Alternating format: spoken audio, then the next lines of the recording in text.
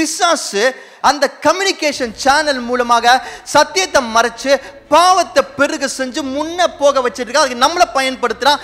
அதுக்கு அவன் என்ன ஸ்ட்ராட்டஜி யூஸ் பண்றான்னா டிவிஷன். இப்போ வெளியே கிறிஸ்துவர்களாக பல விஷயங்களை சொல்லிட்டு பேசிட்டு இருந்தாலும் we still carry doubts.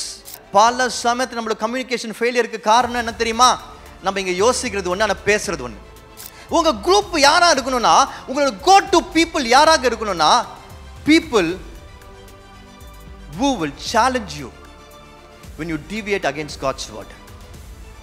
கர்த்தரோட வார்த்தைக்கு விலகி போகும் பொழுது, பாவத்தை நோக்கி போகும் பொழுது, இது வசனத்தின் அடிப்படை இல்லை என்று உங்ககிட்ட சொல்றவங்களா இருக்கணும். நம்ம பேசுகிற வார்த்தைகள் மனசுல இருந்து வரலனா அது ஒரு பேர் ஆபத்தை உண்டு பண்ண முடியும்.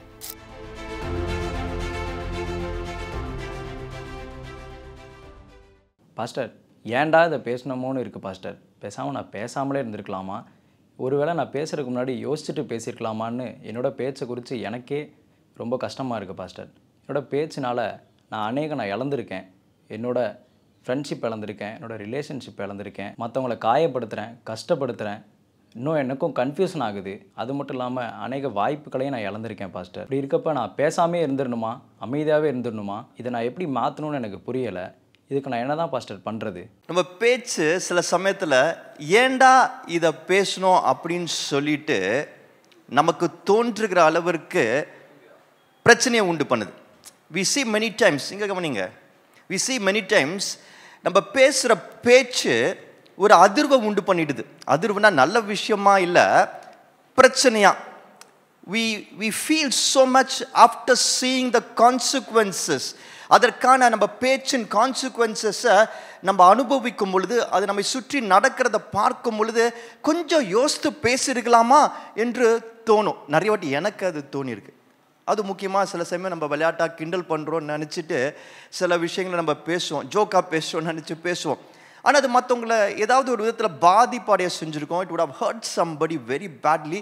அதுக்கப்புறம் தான் தெரியும், கொஞ்சம் யோசித்து பேசியிருக்கலாமா, பேசுறதுக்கு முன்னாடி இந்த வார்த்தை வாயிலிருந்து வெளியே வர்றதுக்கு முன்னாடி கொஞ்சம் நிதானித்து யோசிச்சிருந்தா பெட்டராக இருந்திருக்குமே. I could have given it a thought before it could have come out of my mouth என்று சொல்லி பல சமயத்தில் எனக்கு தோணி இருக்கு. I do not know about you, உங்களை பற்றி எனக்கு தெரியல. ஆனால் இன்னைக்கு ஒரு காரியத்தை நான் சொல்ல ஆசைப்படுறேன்.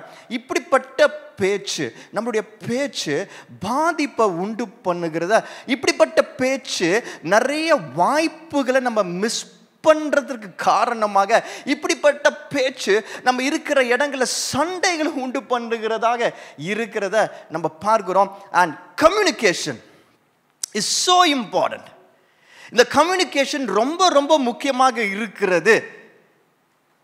அதை சரியாக நம்ம செய்யலன்னா, அதை யோசிச்சு செய்யலன்னா, அதில் நம்ம பக்குவப்படலைன்னா, மெச்சூர் ஆகலைன்னா, it can cause a whole lot of problems. பல பிரச்சனைகளை உண்டு பண்ண முடியும். கம்யூனிகேஷனில் நம்ம பல விஷயங்களை பார்க்குறோம். இது ஒரு பாவத்திலையும் கொண்டு போய் விட முடியும் என்பதை பார்க்கிறோம் இல்லையா? பாவத்தில் கொண்டு போய் விட முடியுமா? சின்ல விட முடியுமா? பாவம்னு சொன்னோன்னே போன வாட்டி நம்ம பார்த்தோமே, என்ன பார்த்தோம்? கண்ணுக்குட்டி பார்த்தோம், கோல்டன் காஃப் பார்த்தோம், தங்க கண்ணுக்குட்டி பார்த்தோம் இல்லையா? இந்த கண்ணுக்குட்டி பேர் எதா இருக்கா உங்களுக்கு? இந்த கண்ணுக்குட்டி அப்படின்னு சொல்லி போன வாரம் பார்க்கும்போது எதற்கு உதாரணமாக பார்த்தோம்? பாவத்துக்கு உதாரணமாக. கோல்டன் காஃப், தங்க கண்ணுக்குட்டி. ஒரு கண்ணுக்குட்டிய பாவத்துக்கு உதாரணம்னா, ரெண்டு கண்ணுக்குட்டி வந்தா என்ன பண்றது? ஒரு கண்ணுக்குட்டியே பயங்கர கஷ்டம்ன்றாங்க. ரெண்டு கண்ணுக்குட்டி இருந்தா எப்படி சமாளிக்க முடியும்? ஸோ அது நவீன் ப்ரௌனில் இருக்குது, நவீன் கண்ணுக்குட்டி. கொஞ்சம் டார்க் ப்ரௌனாக இருக்குது, ஸ்டீஃபன் கண்ணுக்குட்டியும் வச்சுப்போம். சரி, ஓகே, நல்லா கவனிங்க. இந்த கண்ணுக்குட்டி, நவீன் கண்ணுக்குட்டி, ஸ்டீஃபன் கண்ணுக்குட்டி, ரெண்டு கண்ணுக்குட்டி இருக்கியா?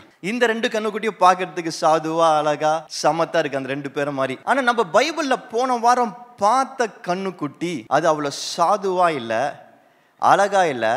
அது தங்க கண்ணுக்குட்டி அப்படின்னு சொல்லி பாருங்க. Golden calf, which was actually an idol, a symbolism of sin. பாவத்தை குறிக்கிற ஒரு கண்ணுக்குட்டியாக ஒரு ஐடலாக, ஒரு சிலையாக, விக்கிரகமாக அதை அவர்கள் வணைந்திருந்ததை நாம் பார்க்கிறோம். And we saw through many examples last time that 3 communication failures can lead to sin. நம்மளுடைய 3 பேச்சு or நம்மளுடைய கம்யூனிகேஷன் ஃபெயிலியர்ஸ் பாவத்தை நம் வாழ்க்கையில எப்பொழுதும் நிரந்தரமாக வைத்து விட முடியும், அடிக்கடி கொண்டு வர முடியும் என்பதை பார்த்தோம். இன்னைக்கு ஒண்ணு இல்ல 2 கண்ணுக்குட்டியை இங்க பார்க்கிறோம். ஏன் 2 கண்ணுக்குட்டி? ஒரு கண்ணுக்குட்டிக்கு அவ்வளோ பெரிய பிரச்சனை வந்தது, 3000 பேர்கிட்ட இறந்து போனாங்கன்னு சொல்லி பார்க்கிறோம். so much problems that happened after that என்பதை பார்க்கிறோம். ஆனா இன்னைக்கு 2 கண்ணுக்குட்டின்னு சொல்றேன். அப்போ இந்த கண்ணுக்குட்டிக்கு ஒரு 2 காடே கிடையாதா அப்படின்னு சொன்னா கிடையாது தான். இன்னைக்கும் பாவம் இருக்கதானே செய்கிறது. இவ்வளோ பிரச்சனைகள் நடந்த பின்பும், இவ்வளோ பிப்ளிக்கல் எக்ஸாம்பிள்ஸ் இருந்த பின்பும், இவ்வளவு உதாரணங்களையும் இவ்வளோ டீச்சிங்ஸையும் கர்த்தர் நமக்கு வைத்திருந்த பிறகும், இயேசு கிறிஸ்து நம் பாவத்திற்காக இந்த பூமிக்கு மனிதனாக மரித்து உயிர்த்தெழுந்த பின்பும் இன்னைக்கும் பாவம் மிகுதியாக தானே இருக்கு. பாவம் தெரிஞ்சே பாவத்தை திரும்ப திரும்ப விழுந்து தானே இருக்கிறோம். அது கிறிஸ்துவர்கள் சொல்லவே வேணாம். we have so much exposure and teachings about sin.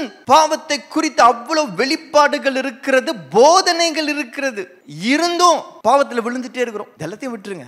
இயேசு கிறிஸ்து எதற்காக வந்தார் நம்ம எல்லாருக்கும் தெரியும்ல, எதற்காக மரித்தான்னு தெரியும், எதற்காக உயிர்த்தெழுந்தான்னு தெரியும், என்னெல்லாம் அவர் அனுபவித்தார் என்று சொல்லி தெரியும், அவருடைய அன்பு தெரியும். இதெல்லாம் தெரிஞ்சும் பாவம் இன்னும் இருக்குதானே செய்து.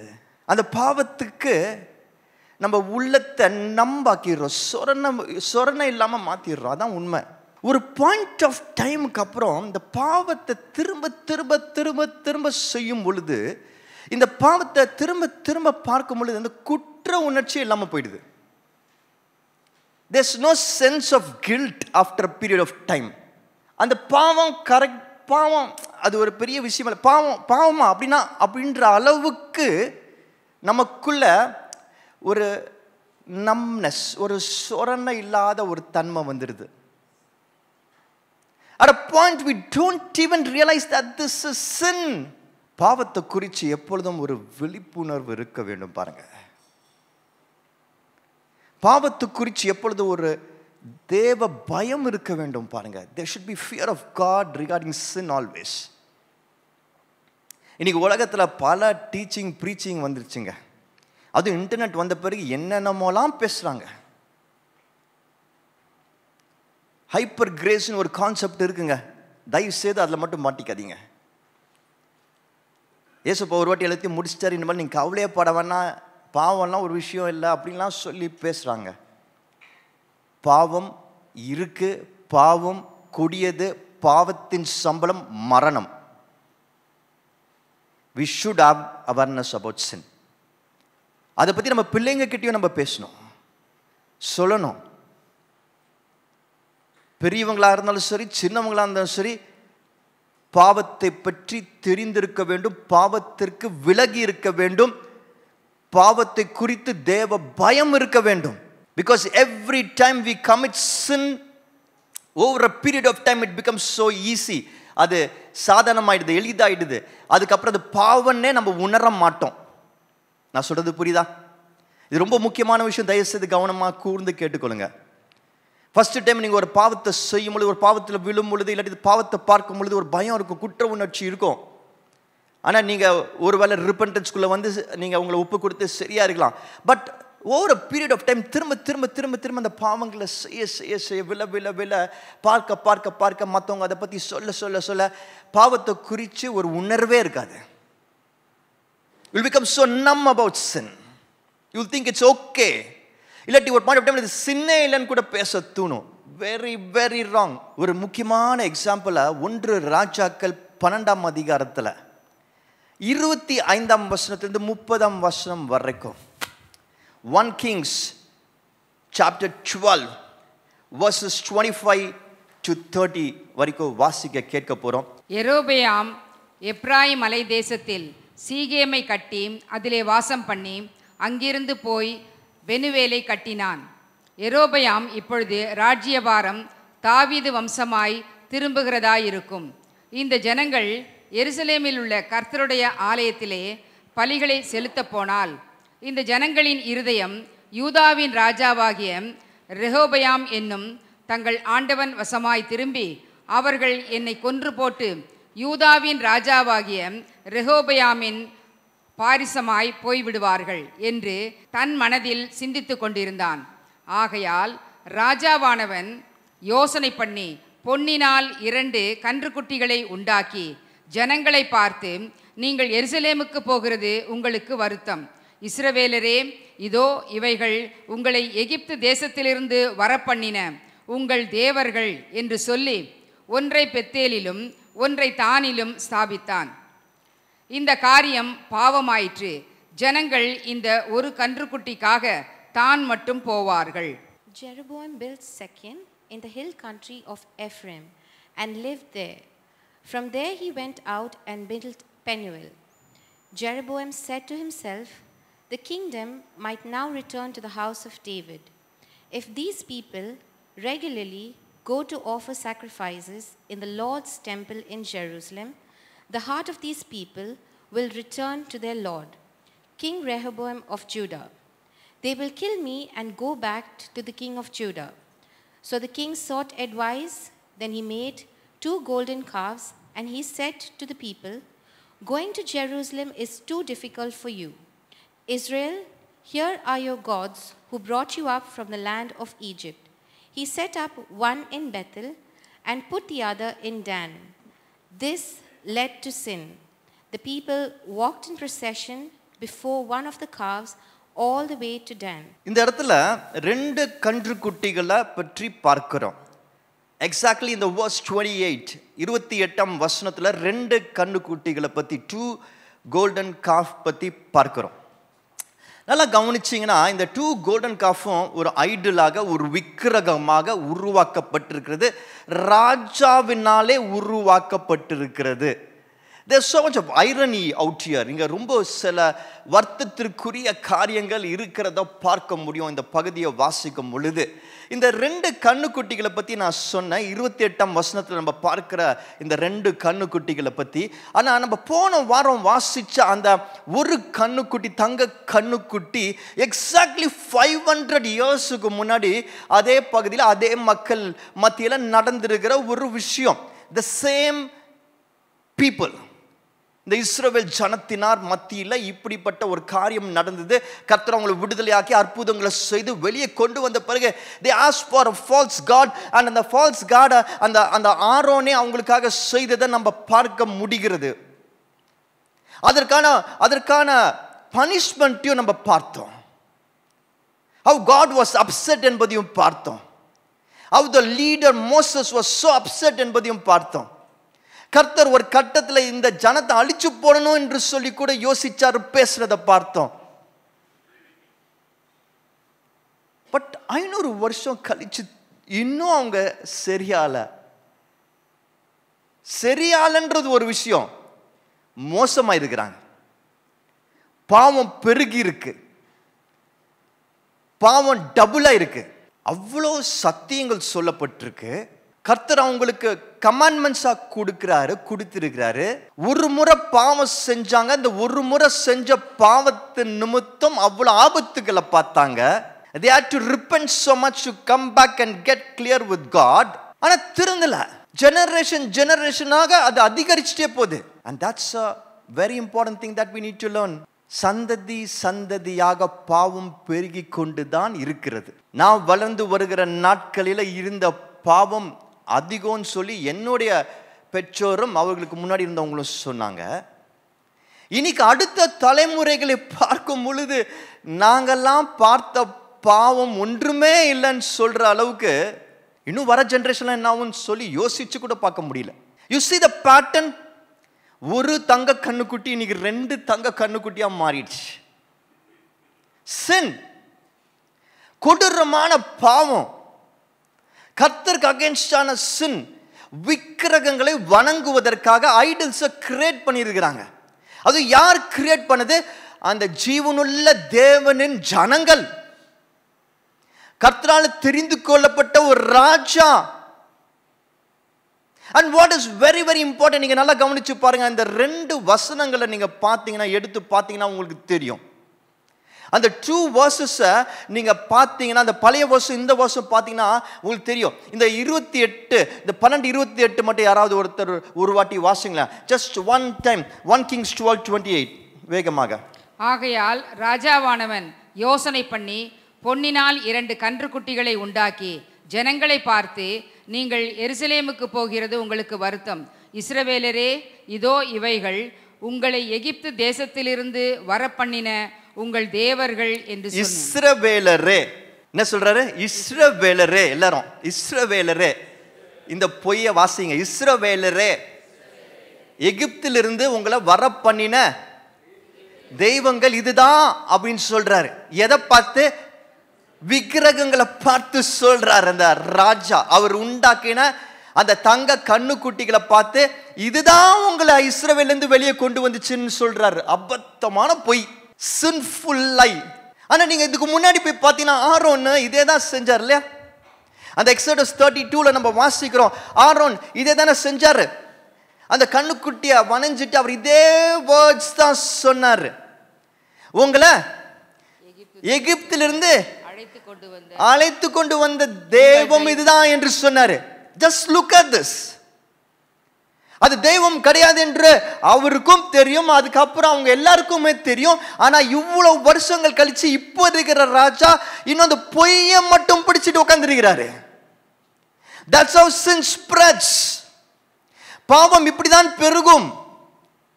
அந்த சத்தியம் மறைஞ்சிடும், அந்த சத்தியம் மறைக்கப்படும், சத்தியம் மறைக்கப்படும். The truth will be hidden. The devil wants the truth to be hidden. Are you listening? கேக்குறீங்களா? The devil wants the truth to be hidden. சத்தியத்தை மறைக்க முயற்சி செய்வான். சத்தியம் எங்க பிரசங்கிக்கப்படுகிறதோ அதை மறைக்க முயற்சி செய்வான். அதை கெடுக்க குலைக்க முயற்சி செய்வான். People distract பண்ணுவான், டைவர்ட் பண்ணுவான். He'll make people stand against the truth. ஆனா பொய்யான அந்த பாவத்தை மட்டும் வெளியரகமா கொண்டு வருவான். He will reveal it, he will showcase it, he will amplify it. பாவம் பெருகும், இப்படிதான் பெருகும். And you know the most important tool for the sin to grow and go, எதனால் இந்த பாவம் மிகுதியாகி முன்னேறி போது தெரியுமா? வார்த்தைகள் மூலமாக, கம்யூனிகேஷன் மூலமாக, வெவ்வேறு கம்யூனிகேஷன் டூல்ஸ் மூலமாக. இன்னைக்கு internet is a communication tool, communication tool. இப்படி பல்வேறு டூல்கள் மூலமாக பாவம் பெருகி முன்னே போகிறது. சத்தியம் அழிக்கப்படுகிறது, சத்தியம் மறைக்கப்படுகிறது. I will take a bet with you. உங்களை சேலஞ்ச் பண்ணி நான் சொல்றேன். நீங்கள்லாம் உங்களுடைய வாட்ஸ்அப் குரூப்ஸ் இருக்கும் இல்லையா? Especially your school college WhatsApp groups, office WhatsApp groups. செய்யணும்னு அவசியம் இல்லை, ஆனால் உங்களுக்கே தெரியும் நான் சொன்னால். அதில் நீங்கள் டெய்லி பைபிள் வசனங்களை போட்டு பாருங்களேன். யாராவது ஒத்துப்பாங்களா? உங்கள் செக்குலர் வாட்ஸ்அப் குரூப்ஸில் ஒத்துக்க மாட்டாங்க, திட்டுவாங்க, லெக்சர் எடுப்பாங்க உங்களுக்கு. ஆனால் மற்றவங்க போடுவாங்க, அதெல்லாம் வேற விஷயம். ஆனால் நம்ம போட்டால் லெக்சர் எடுப்பாங்க. கிறிஸ்மஸ் டைமில் மட்டும் கிறிஸ்மஸ் விஷஸ் போட்டால் ஒத்துப்பாங்க, ஏன்னா அடுத்து கேட்பாங்க கேக் எப்போ கிடைக்கும்னு. ஆனால் வசனங்கள் போட்டு பாருங்க, ஒத்துக்க மாட்டாங்க. nobody will agree. இது செக்குலர் குரூப் இங்கெல்லாம் போடாதீங்க அப்படின்னு சொல்லுவாங்க. அதே நீங்கள் பாவத்தின் காரியங்களை தான் போட்டு பாருங்களேன். நான் எதுன்னெலாம் சொல்லலை, நான் டிஃபைன் பண்ண வரல. பாவமான ஏதாவது விஷயங்கள் போட்டு பாருங்களேன். ரசிக்க ஆட்கள் இருப்பாங்க, என்கரேஜ் பண்ண ஆட்கள் இருப்பாங்க. ஒருவேளை யாராவது அந்த குரூப்பில் கொஞ்சம் நல்லவங்க இருந்தால் இதெல்லாம் ஏன் இவங்க போகிறீங்கன்னு சொன்னால் மற்ற ஒரு 2-3 பேர் தனியாக உங்களுக்கு சாட் பண்ணி அது எனக்கு தனியாக அனுப்புவாங்க. சத்தியத்தை மறைக்கிறது பிசாசுக்கான முக்கியமான வேலை. ஆனால் பொய்யை ஆம்பிளிஃபை பண்ணி பொய்யை என்ஜாயபிளாக காட்டுறது பிசாசோட முக்கியமான வேலை. அதுதான் இங்கே ஜென்ரேஷனாக பார்க்குறோம். அது மல்டிப்ளை ஆகுது. ஆனால் நம்ம மல்டிப்ளை ஆமாட்டுறோம். மல்டிப்ளை ஆகிட்டே போகுது. அண்ட் எப்படி மல்டிப்ளை ஆகுது? கம்யூனிகேஷன் மூலமாக தான் மல்டிப்ளை ஆகுது. அதுக்கு யாரை பிசாசு பயன்படுத்துகிறான்? நமக்கே தெரியாமல் நம்மளை தான் பயன்படுத்துகிறான். அந்த ராஜாக்கே ஆக்சுவலாக ஒரு வேளை தெரிஞ்சிருக்காது, புரிஞ்சிருக்காது.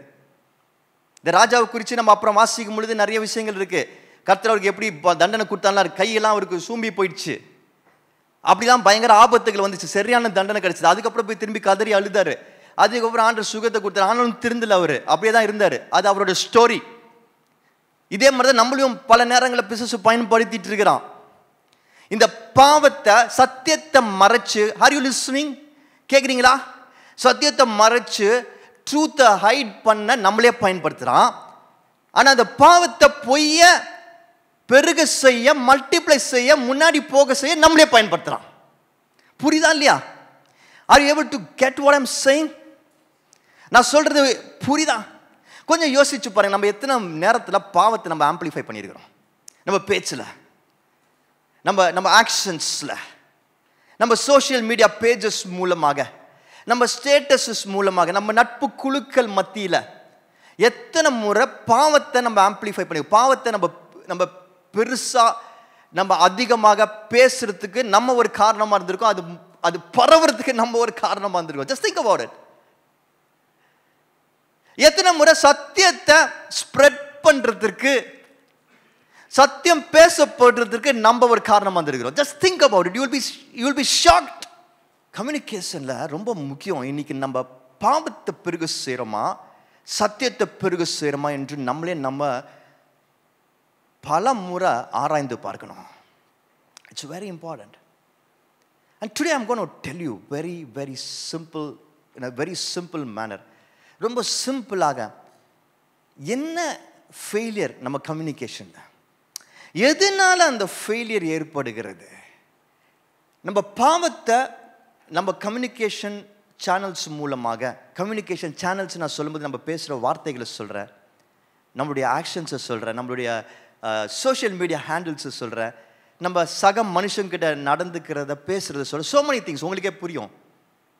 இப்படி நமக்கு கொடுக்கப்பட்டிருக்கிற பல விதமான கம்யூனிகேஷன் சேனல்ஸில் நம்ம பாவத்தை அதிகமாக எப்படி பரப்பிட்டு இருக்கிறோன்னு சொல்லிட்டு I'm going to showcase today. அதுக்கு என்ன நம்மளுடைய கம்யூனிகேஷன் ஃபெயிலியர் என்பதையும் காண்பிக்க ஆசைப்படுறேன். கவனமாக கேட்போமா? ஒரு சின்ன ஜெபத்தை எடுப்போம். ஸ்தோத்திரம் ஆண்டவரே, இந்த நேரத்தில் கூட முக்கியமாக ஆண்டவரே, இந்த இம்பார்ட்டன்ட் லேர்னிங்குள்ளே போகிறதுக்கு முன்னாடி எங்களை ஒப்பு கொடுக்குறோம். I pray in the name of Jesus that no distraction, எந்த வித தடுமாற்றங்களும் எங்களை தடுக்காதபடிக்கு இந்த இடத்தை உன் பரிசுத்த ஆவியானவரினால நீங்க ஆளுகை செய்யுங்க என்று சொல்லி ஒப்பு கொடுக்கிறேன். Let the Holy Spirit take control of this place. Help us to get better and clear. ஒரு வார்த்தையும் மனுஷன் பேசுகிற வார்த்தையாக இல்லை, கர்த்தரிடத்திலிருந்து வருகிற வார்த்தையாக தெளிவாக ஒவ்வொருத்தரோட உள்ளங்களின் ஆழங்களின் குள்ள போய் சேரட்டும் என்று சொல்லி ஜெபிக்கிறேன். மாற்றங்களை கொண்டு வாங்க. இயேசு நாமத்தில் ஜெபிக்கிறேன் நல்ல பிதாவே, ஆமென். கம்யூனிகேஷன் ஃபெயிலியரில் 3வது வாரத்திற்கு வந்திருக்கிறோம். 3வது வாரத்தில் இன்னைக்கு சில காரியங்களை பார்க்க போகிறோம். முதல் விஷயம் டவுட்னா தெரியுமா எல்லாருக்கும்? இந்த ராஜாவை பற்றி பார்க்கிறோம். இந்த ராஜா அவனுக்கென்று சொல்லி இன்னைக்கு ஒரு ராஜ்யம் இருக்கிறது. இந்த ராஜாக்கு ஆண்டவர் இந்த ராஜ்யத்தை கொடுத்துருக்கார். நல்லா பாருங்க, இந்த ராஜா இவர் ஒரு ராஜ பரம்பரையில் வந்தவர் கிடையாது. ஆக்சுவலி இவர் ஒரு சர்வெண்ட், சாலமனோட சர்வெண்ட். கிங் சாலமன் இருக்கார் தெரியுமா, அவரோட வேலை ஆள் இவர். யாரு? இந்த ராஜா. நம்ம இப்போ பார்க்கிற இந்த ராஜா வேலையாள், சர்வெண்ட். ஆனா ஒரு கட்டத்தில் ஆண்டவர் என்ன பண்றாரு, சாலமோனோட மகனும் ராஜாவாரார். இந்த சாப்டர் நீங்க ஃபர்ஸ்ட்ல இருந்து வாசித்தீங்கன்னா அது உங்களுக்கு தெரியும். சாலமோனோட மகனும் ராஜாவாயிருக்கிறாரு. அவருக்கும் ராஜ்யம் இருக்கு. ஆனால் ஒரு பெரிய தவறை செய்கிறார். அவரும் ஒரு கம்யூனிகேஷன் ஃபெயிலியர் தான். ஆக்சுவலாக ஒரு பெரிய தவறை செய்கிறார். அதனால அந்த ராஜ்யம் பிரிந்து விடுகிறது. அப்போ இந்த பர்சனை, இந்த சர்வெண்ட்டை, சாலமனோட சர்வெண்ட்டை ஆண்டவர் ராஜாவாக்கிட்டார். இவருக்கென்று சொல்லி இத்தனை கோத்திரம் கொடுத்தானே யாருக்காவது தெரியுமா? 10 கோத்திரங்கள், 10 tribes. இஸ்ரவேலில் எத்தனை கோத்திரம் இருந்துச்சு? 12 கோத்திரங்கள் இருந்தது. அதுல 10 கோத்திரங்களை இவருக்கு இவருடைய ஆளுகையின் கீழே கொடுத்துட்டார் ஆண்டவர். அப்போ மீதம் இருக்கிற கோத்திரங்கள் அந்த சாலமனோட மகனுடைய ஆளுகையின் கீழ் இருக்கிறது. ஆனா என்ன இதுல ஒரு சின்ன ட்விஸ்ட்னா, அந்த சாலமனோட மகனோட ஆளுகையின் கீழே ஒரு சில கோத்திரம் மக்கள் இருக்கிறாங்க தெரியுமா, ஒரு பகுதி இருக்கு தெரியுமா, அங்கதான் எருசலேம் இருக்கிறது. இவரோட ஆளுகையின் கீழே இவரு கீழே இருக்கிற மக்கள் மத்தியில அந்த எருசலேம் இல்லை. இதனால என்ன பிரச்சனை? வருஷத்துக்கு ஒரு வாட்டி மட்டும் இல்லை, ஆக்சுவலா அவங்களுக்கு இன்னும் சில முறைகள் இருக்கிறது, அது அவங்களுடைய கஸ்டம்ஸ். ஆனால் ஒரு வாட்டி கண்டிப்பாக போய் ஆகணும். ஸோ அவங்க அந்த எருசலேமில் இருக்கிற தேவனோட ஆலயத்திற்கு போயிட்டு வரணும். அது அந்த இஸ்ரவேல் மக்களுக்கு இருக்கிற ஒரு சம்பிரதாயம், அவங்களுடைய ஒரு லா என்று வைத்துப்போம். ஸோ இவங்க வருஷத்துக்கு ஒரு தடவையோ சில முறைகளோ அதற்கென்று குறிக்கப்பட்ட அந்த நாட்களில் அவங்க ஆண்டவரை ஆராதிக்க, அந்த வர்ஷிப் பண்ணுறதுக்கு, அந்த சம்பிரதாயத்தை நிறைவேற்றுவதற்கு they have to pack, get ready and go to Jerusalem. So இந்த மக்கள் எல்லாம் அங்கே ஜெருசலேம் போயிட்டு தான் அதை பண்ணிட்டு வருவாங்க. ஃபார் எக்ஸாம்பிள், இப்போ கிறிஸ்மஸ்ன்னு வச்சுப்போம். இப்போது இப்படி தான் இருக்குல்லா வச்சுப்போம். கிறிஸ்மஸுக்கு எல்லாரும் கிளம்பி ஜெருசலேம் போயிட்டு வரணும்னு வச்சுப்போம். எப்படி இருக்கும் அந்த மாதிரி. ஓகே, இது நடந்துகிட்டே இருந்துச்சு. ஆனால் அந்த ராஜாக்கு ஒரு டவுட்டு வருது, டவுட் இருக்கு மனசில். அதை தான் அந்த 26ஆம் வசனத்திலும் 27ஆம் வசனத்திலும் நம்ம வாசிக்க போகிறோம். ஒரு முறை வாசிக்கிறீங்களா? 26, 27 எல்லாரும் கவனமாக கேளுங்க. யெரொபெயாம் இப்போது ராஜ்யபாரம் தாவீது வம்சமாய் திரும்புகிறதாயிருக்கும். இந்த ஜனங்கள் எருசலேமில் உள்ள கர்த்தருடைய ஆலயத்திலே பலிகளை செலுத்த போனால் இந்த ஜனங்களின் இருதயம் யூதாவின் ராஜாவாகிய ரெகோபெயாம் என்னும் தங்கள் ஆண்டவன் வசமாய் திரும்பி அவர்கள் என்னை கொன்று போட்டு யூதாவின் ராஜாவாகிய ரெகோபெயாமின் பாரிசமாய் போய்விடுவார்கள் என்று தன் மனதில் சிந்தித்து கொண்டிருந்தான். இந்த ராஜாக்கு என்ன டவுட் வந்துடுச்சுன்னா, என் ஜனங்கள் எப்பொழுதும் கிளம்பி அங்க போறாங்களே, அங்க போகும் பொழுது ஒருவேளை அங்க இருக்கிற காரியங்களை பார்த்தோ, இல்லாட்டி பழைய நினைப்போ, இல்லாட்டி நம்மலாம் ஆக்சுவலா தாவீதின் வம்சத்தின் ராஜாக்கள் கீழே தானே இருக்கணும் அப்படின்ற எண்ணமோ. இப்போ இருக்கிற ராஜா தாவீதின் வம்சம், அந்த சைடு இருக்கிறவர் சாலமனோட மகன் இல்லையா? ஸோ அங்கே தானே நம்ம இருக்கணுன்ற எண்ணங்கள் வந்துட்டாலோ, யாராவது அவங்க கிட்ட பேசி அவங்க மனசை மாத்திட்டாலோ என்ன பண்றது அப்படின்ற டவுட்டு, சஸ்பிக்ஷன் அவர் மனசில் வந்துருச்சு. பார்த்துக்கோங்க, இந்த சஸ்பிக்ஷன் வந்தனால அவர் என்ன செய்யறாரு? 2 கன்றுக்குட்டிகளை உருவாக்குறாரு. விக்கிரகங்கள், ஐடல்ஸ் உருவாக்குறாரு. உருவாக்கின அந்த கன்றுக்குட்டிகளை எங்க வைக்கிறாரு? 2 உருவாக்கினார். எங்க வச்சாரு? 2. ஒன்ன பெத்தேல்ல வைக்கிறாரு, இன்னொன்னு தான்ல வைக்கிறாரு. நல்லா கவனிச்சுக்கோங்க, 2 different places, 2 இடத்துல வைக்கப்படுகிறது. பெத்தேல், தான். ஏன் 2 இடத்துல வைக்கப்பட்டுச்சு? ஏன் 2 கன்றுக்குட்டிகள் செய்யப்பட்டுச்சு? பெத்தேல்ல ஒரு கன்றுக்குட்டியை ஏன் வச்சார்னா, பெத்தேல் ஒரு எண்ட்ல இருக்கு, தான் இன்னொரு எண்ட்ல இருக்கு. ஒன்னு நார்த் பார்ட் ஆஃப் த அவருக்கு இருக்கிற கண்ட்ரி, இன்னொன்னு சவுத் பார்ட் ஆஃப் அவருக்கு இருக்கிற கண்ட்ரி. 2 கன்றுக்குட்டி பண்ணிட்டாரு.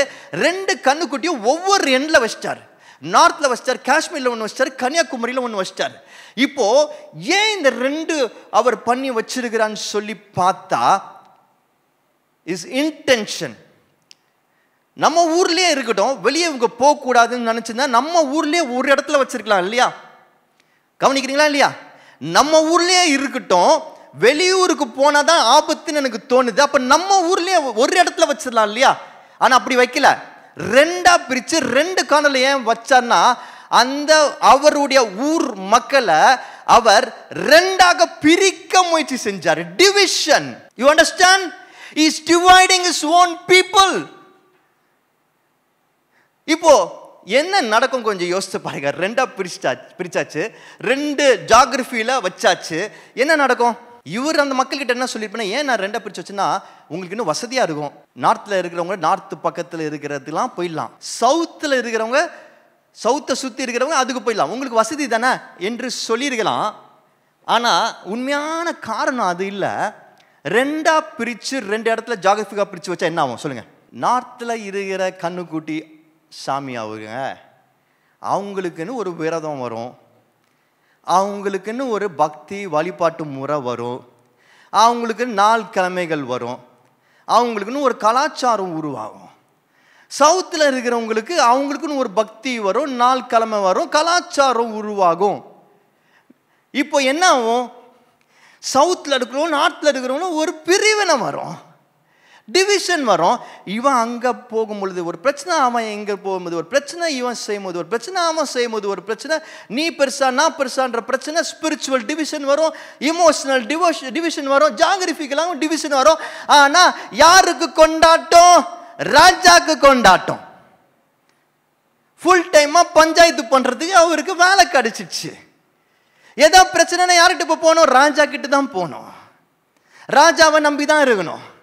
இப்போ முழு நேரமா அவங்க கவனம் இப்போ சிதறிடுச்சு. என்னாச்சு?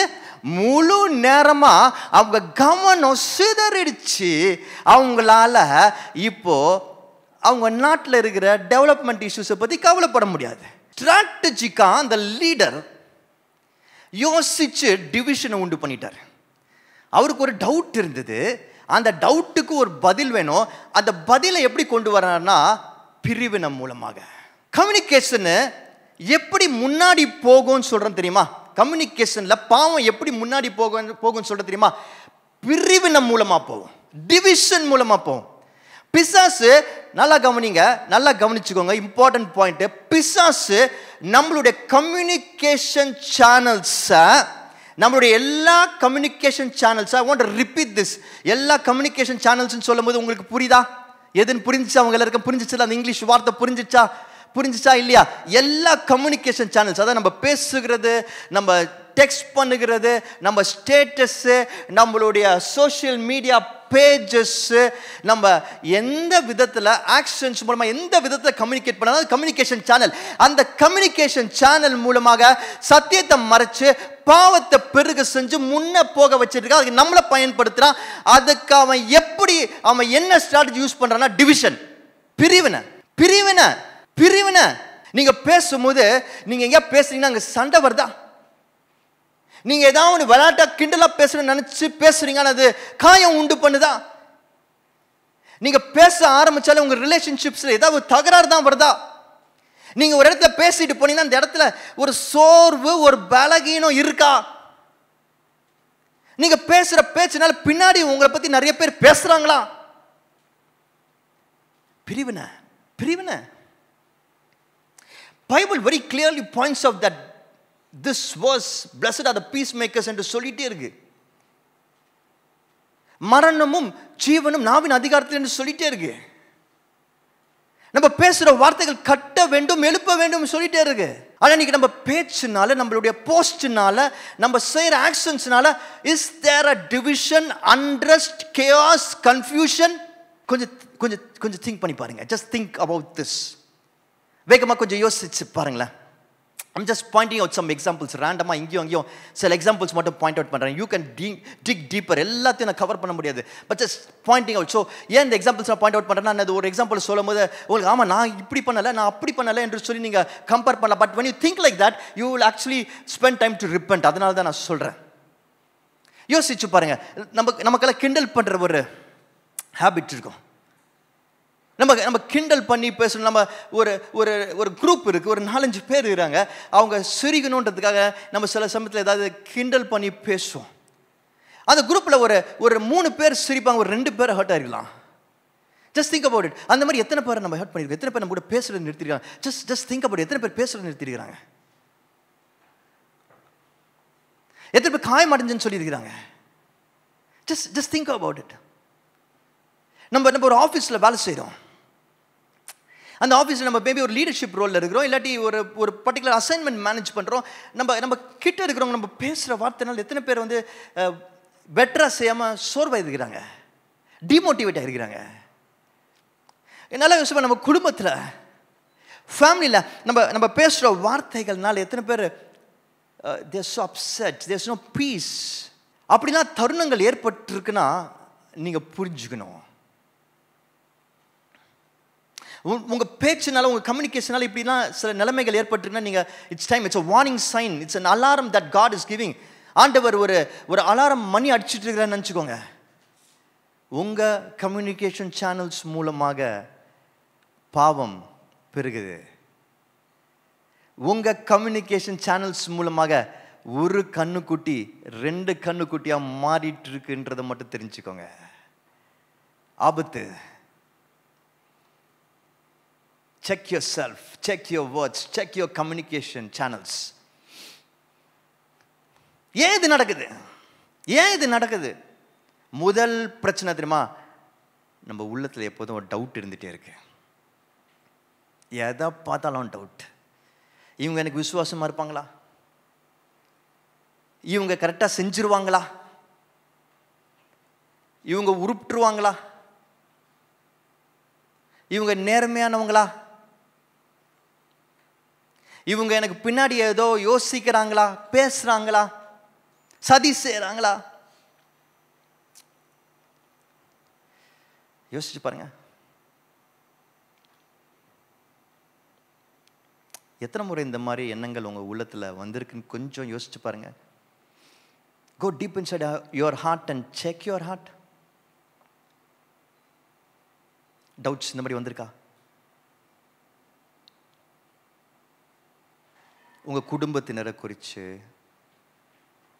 உங்கள் பிள்ளையை குறித்து, உங்கள் சக வேலையாட்களை குறித்து, நம்ம வெளியே கிறிஸ்துவர்களாக பல விஷயங்களை சொல்லிட்டு பேசிட்டு இருந்தாலும் we still carry doubts.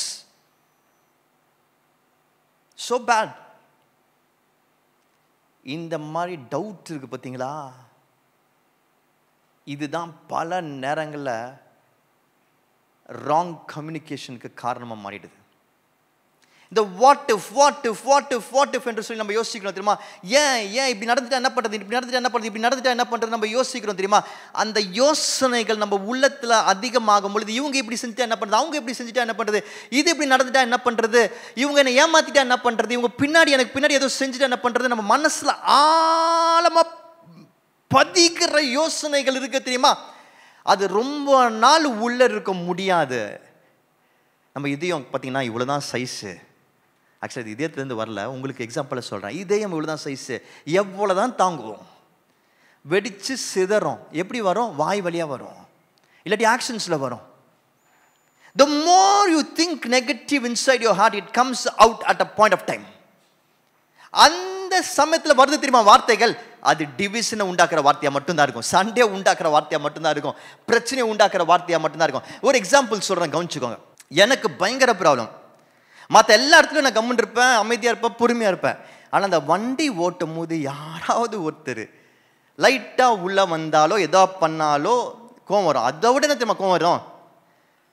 யாராவது ஒருத்தர் எதிர்க்க என்னை ஒருவேளை நானே தப்பாக ஓட்டியிருப்பேன் வச்சுக்கோங்க, என்னை பார்த்து என்ன யான்னு எதாவது திட்டா, ஒரு வார்த்தை கை காமிச்சிட்டா கூட எனக்கு அவ்வளோ டென்ஷன். வண்டியை நிறுத்தி அவங்க கூட சண்டை போடாமல் அங்கேருந்து கிளம்ப மாட்டேன். எப்படா நான் பார்த்து கை காட்டுவேன்னு அப்படி ஒரு கோவம் வந்துடும். எனக்கே பல சமயத்தில் நான் யோசிப்பேன், எங்கே ஒழிச்சு வச்சிருக்கேன் இந்த கோவத்தெல்லாம் அப்படின்னு. அந்த அளவுக்கு கோவம் வரும். இது எனக்கு ஒரு ப்ராப்ளமாக இருந்துச்சு பார்த்துக்கோங்க. அப்போது ஒரு முறை I was talking to a person, ரொம்ப நல்ல ஒரு மனிதர். அவர் சைக்காலஜி படிச்சிருக்கிறவர், கவுன்சிலிங்லாம் பண்ணுறவர். அவரோட கேஷுவலாக ஒரு மினிஸ்ட்ரி போகும்போது அவர்கிட்ட பேசுகிற ஒரு வாய்ப்பு கிடச்சிது. அப்போ பேசிகிட்டு இருந்தேன். அப்போ அவர்கிட்ட சொன்னேன், எனக்கு இந்த மாதிரி ஒரு ப்ராப்ளம், ஒரு கான்டெக்ஸ்ட்டில் சொன்னேன், எனக்கு இந்த மாதிரி ஒரு ப்ராப்ளம் இருக்குன்னு. அவர் என்ன சொன்னார்? உங்களுக்கு வேறு எந்த பிரச்சனையும் கிடையாது, ஒரே ஒரு பிரச்சனை தான், உங்களுக்கு நீங்கள் வண்டி ஓட்டுறது மேலேயே ஃபுல் கான்ஃபிடென்ஸ் கிடையாது. அதனால் நீங்கள் எப்போ வண்டி எடுத்தாலும் உங்களுக்குள்ள ஒரு பயம், யாராவது இடிச்சிருவாங்களா, எங்கேயாவது காரில் எங்கேயாவது தேய்ச்சிருமா, ஸ்க்ராட்ச் விட்டுருமா அப்படின்ற ஒரு பயம் உங்களுக்கு. உங்களை சுற்றி இருக்கிறவங்க எல்லா வாகன ஓட்டுநர்கள் மேலே உங்களுக்கு பயம். கொஞ்சம் நீங்கள் எனக்கு அவருக்கு ஒரு தெரப்பி மாதிரி என்ன பண்ணார், கொஞ்சம் உட்கார வச்சார், கொஞ்சம் திங்க் த்ரூ பண்ணுங்க, கண் மூடி கொஞ்சம் திங்க் த்ரூ பண்ணுங்கள். ஒரு வண்டி ஓட்டும் போது உங்களுக்கு என்ன தாட்ஸ் தோணுது அப்படின்னு சொல்லி கேட்டார். ஸ்டார்ட் பண்ணி எண்டு பண்ணும்பொழுது என்ன தாட்ஸ் தோணுது அப்படின்னு கேட்டார். நான் சொன்னேன், எனக்கு அந்த ரோடை பற்றி எதுவுமே இருக்காது, யார் வராங்கன்னே தெரியாது, வீட்டில் கிளம்புனா ஆஃபீஸில் வேறு எதாவது யோசிச்சுட்டு நேராக போய் சேர்ந்துருவேன், எப்படி வந்தேன் கூட தெரியாது அப்படின்னு. அப்போது எப்போ நீங்கள் டிஸ்டர்ப் ஆவீங்கன்னாரு. திடீர்னு ஏதாவது ஒரு பைக்கு எல்லாம் அந்த பக்கத்தில் வரும்போது அந்த சைடு போகும்போது திடீர்னு எனக்கு ஒரு டிஸ்டர்பன்ஸ் வரும், திடீர்னு யோசிப்பேன், பார்ப்பேன். அப்போ என்ன தோணும் அப்படின்னாரு. அப்போ நான் சொன்னேன், ஒரு வேளை இவன் இடிச்சிருவானா என் மேலே அப்படின்னு எனக்கு தோணும். நீங்கள் யோசித்த முறையெல்லாம் இடிச்சாங்களா அப்படின்னு. இல்லை. அப்புறம் அப்படி யோசிங்க. இல்லை தெரியல, அவனுக்கு அப்படி தோணுது, அவங்களுக்கு ஓட்ட தெரியும். நம்ம சென்னை பற்றி தான் தெரியுமா சார் உங்களுக்கு? சென்னையில் யாருக்குமே வண்டி ஓட்ட தெரியாது. அது நம்ம குறிப்பாக ஒரு பிரச்சனை இருக்குது பார்த்துக்கோங்க. பொண்ணுங்க வண்டி ஓட்டினா மட்டும் நம்ம ஒத்துக்கவே மாட்டோம். எதுக்கு பொண்ணுங்களுக்கு லைசன்ஸ் கொடுத்தாங்க, எனக்கு பொண்ணுங்களுக்கு வண்டியே ஓட்ட தெரியாதுன்னு முடிவு பண்ணிடுவோம். ஸோ அந்த மாதிரி நம்மளுக்கு சில ப்ரீ கன்சீவ்ட் அசம்ஷன்ஸ்லாம் இருக்குது பாருங்கள். வண்டி அவன் ஓட்ட தெரியாது சார், இடிச்சிருவான் சார் அப்படின்னு ஒரு பயம் இருக்கும் எனக்கு. அவர் சொல்ல, திஸ் இஸ் யுவர் ப்ராப்ளம், இதான் உங்கள் பிரச்சனை, இதுதான் உங்கள் பிரச்சனை. உங்கள் மனசில் ஏற்கனவே நீங்கள் டவுட் பண்ணிக்கிட்டே இருக்கிறீங்க. அவங்களுக்கு ஓட்ட தெரியாது, ஓட்ட முடியாது, மற்றவங்க எப்படியும் வந்து இடிப்பாங்க, சென்னைனா இப்படி தான், லேடிஸ்னா இப்படி தான் என்று சொல்லி உங்கள் மனசில் யூ ஹேவ் சம் அசம்ஷன்ஸ், ஒரு டவுட் இருந்துகிட்டே இருக்கு. அதனால அது சம்பந்தமாக எதாவது நடந்துருமான்னு ஒரு சின்ன ட்ரிகர் ஏற்பட்டாலே உடனே நீங்கள் பேசுகிற வார்த்தை டிவிஷன் வார்த்தை. You understand? புரியுதா நான் சொல்கிறது? நம்ம மனசில் டவுட் அதிகமாயிட்டே இருந்தா நம்ம அவங்ககிட்ட பேசும் பொழுது ஃபஸ்ட்டு வர வார்த்தை டிவிஷன் வார்த்தையாக தான் இருக்கும். குறிப்பாக அந்த கணவன் மனைவி பிரச்சனைகள்லாம் பாருங்கள், பிள்ளைகள் பிரச்சனைகளும் பாருங்கள், மனசில் ஒரு டவுட் இருந்துகிட்டே இருக்கும். இப்படி செய்கிறாங்களோ, அப்படி செய்கிறாங்களோ, இது பண்ணிடுவாங்களோ, இது பண்ண மாட்டாங்களோன்னு. அப்படி அது ஆழமாக இருந்துச்சுன்னா ஃபஸ்ட்டு பேசும் பொழுது அவங்கக்கிட்ட ஏதாவது ஒரு சுச்சுவேஷன் வரும்போது பேசும்பொழுது ஃபஸ்ட்டு வார்த்தை என்ன தெரியுமா வரும்? என்ன வரும் நான் சொல்ல வேணாம், சண்டை வரும், அது தெரியும் எனக்கு. It's all starts from the doubts which you rehearse again and again and again and again in your mind. உங்க மனசுல திரும்ப திரும்ப ஒத்திக பார்க்கிறீங்க தெரியுமா? மனசுல ரிஹர்சல் பண்றோம் நம்ம. ஆக்சுவலா யோசிச்சு பார்த்தீங்கன்னா ஒத்திக பார்க்கிறோம், திரும்ப திரும்ப ஒத்திக பார்க்கிறோம். அந்த ஒத்திக பார்க்கறது தான் ரியல் டைம்ல பேசும்போது சண்டையா மாறுது. இந்த ராஜாக்கு இந்த டவுட் ரொம்ப அதிகமாக இருந்தது.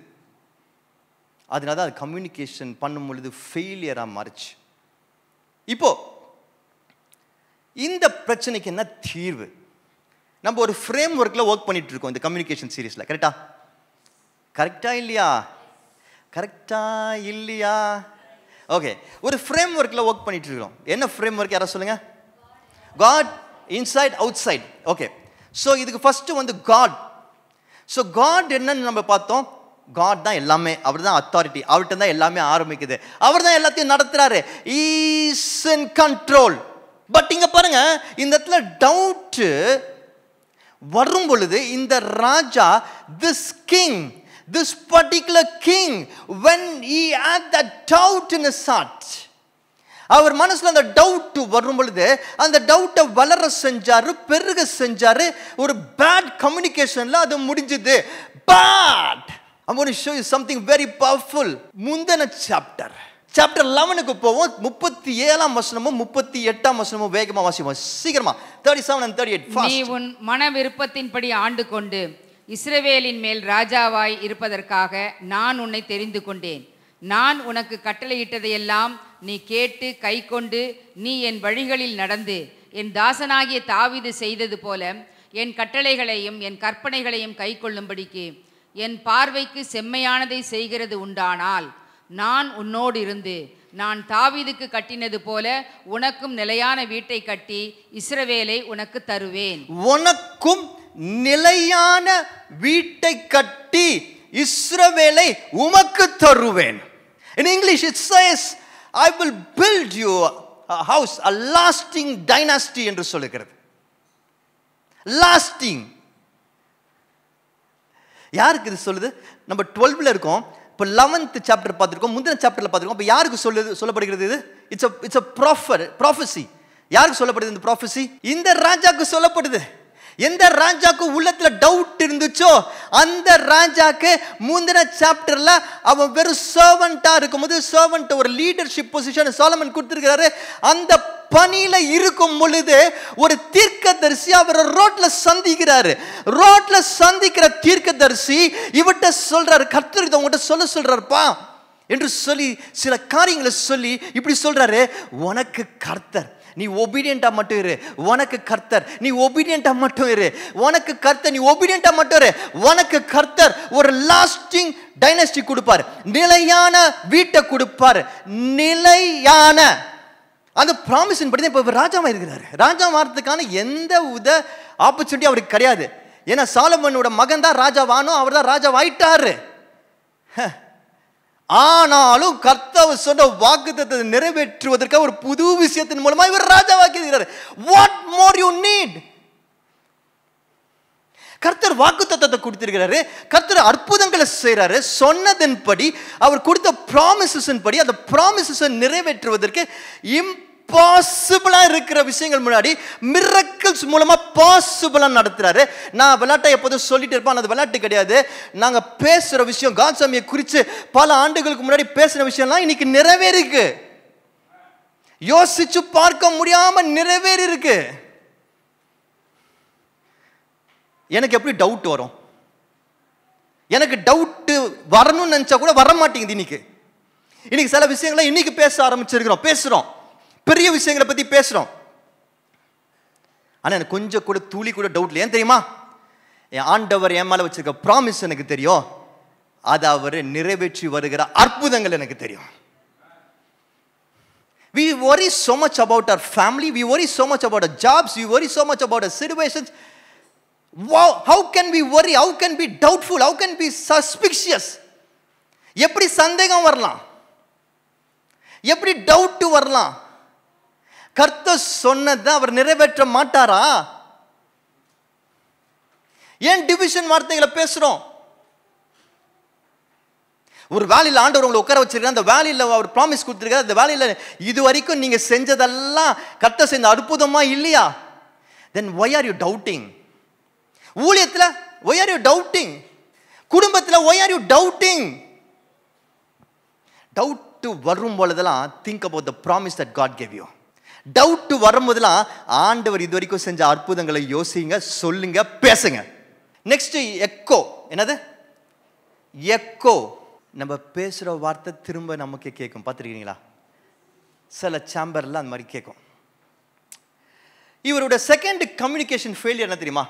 டிவிஷன் உண்டாக்குற ஒரு சின்ன இவர் செய்யறதுக்கான கம்யூனிகேஷன் ஃபெயிலியர். என்ன இவர் செஞ்சாரு, என்ன பேசினாரு, அது ஃபெயிலியர் ஆச்சு என்பதை வேகமா பார்ப்போம். 1 ராஜாக்கள் 12:28 திரும்பி பார்ப்போம்.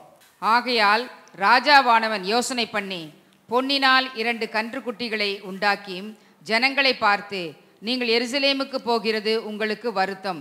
இஸ்ரவேலரே, இதோ இவைகள் உங்களை எகிப்து தேசத்திலிருந்து வரப்பண்ணின உங்கள் தேவர்கள் என்று சொன்னார். ஒரே நிமிஷம். இந்த 28ஆம் வசனம் எப்படி ஆரம்பிக்குது? யோசனை. ராஜாவானவன் யோசனை பண்ணி பொன்னினால் 2 கன்றுக்குட்டிகளை உண்டாக்கி.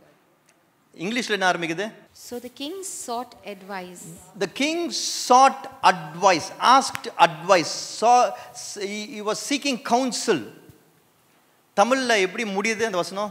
ராஜாவானவன் யோசனை பண்ணி பொன்னினால் 2 கன்றுக்குட்டிகளை உண்டாக்கி. எப்படி முடியுது அந்த வசனம்? உங்களை எகிப்து தேசத்திலிருந்து வரப்பண்ணின உங்கள் தேவர்கள் இவர்களே இவைகளே என்று சொன்னான்.